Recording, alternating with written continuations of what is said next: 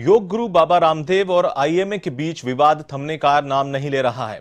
बाबा रामदेव की ओर से आईएमए को खुली चिट्ठी लिखी है जिसमें 25 सवाल हैं। इसमें एलोपैथी में hypertension, hepatitis, liver psoriasis, sugar और तनाव जैसी बीमारियों के स्थायी इलाज के बारे में पूछा है, जिसके बाद डॉक्टर आक्रोश में है, जिसे लेकर जयपुर के private hospital and nursing home society के सचिव डॉक्टर विजय कपूर ने कहा कि बाबा पहले खुद बताएं कि उनके आयुर्वेद में इन बीमारियों के लिए क्या इलाज है। जिस तरीके के गलत दावे बाबा रामदेव कर रहे हैं उसे साबित भी करके दिखाएं। उन्होंने सरकार को पत्र लिखकर बाबा रामदेव के खिलाफ कानूनी कार्रवाई की मांग भी की।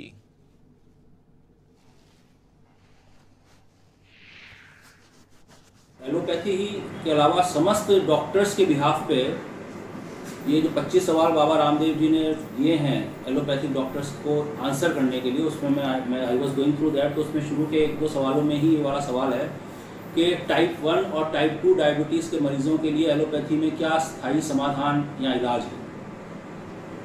मैं चूँकि स्वयं एक डायबिटीज़ स्पेशलिस्ट हूँ, तो मैं इस सवाल के जवाब में बाबा रामदेव से एक सवाल रखता हूँ कि आपके पास टाइप 1 या टाइप 2 डायबिटीज़ का क्या स्थायी समाधान है।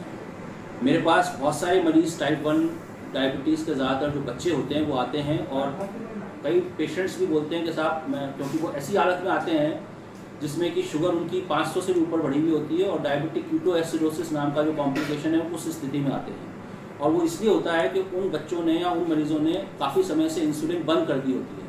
जब उनसे ये सवाल किया जाता है कि आपने इंसुलिन क्यों बंद कर दी, तो ज़्यादातर का ये जवाब होता है कि साहब बाबा रामदेव का इलाज चल रहा ले रहे थे। और उस दौरान इतनी बुरी स्थिति हो जाती है जब वो आते हैं कि हमें उनको समझा, वो सब खुद ही समझ जाते हैं जब आते हैं, और उसके बाद वापस हमें इंसुलिन चालू करके और उनको नॉर्मलाइज करने में बहुत समय और मेहनत लगती है। तो मैं बाबा रामदेव से ही पूछता हूँ कि आप हमें बताएं कि आपके पास एक भी ऐसा केस या एक भी ऐसा प्रूफ है जिसमें आपने टाइप 1 डायबिटीज़, खास तौर पे टाइप 1 डायबिटीज़ के बच्चे या मरीज़ को आपने परमानेंटली क्योर कर दिया हो, स्थायी समाधान दे दिया हो।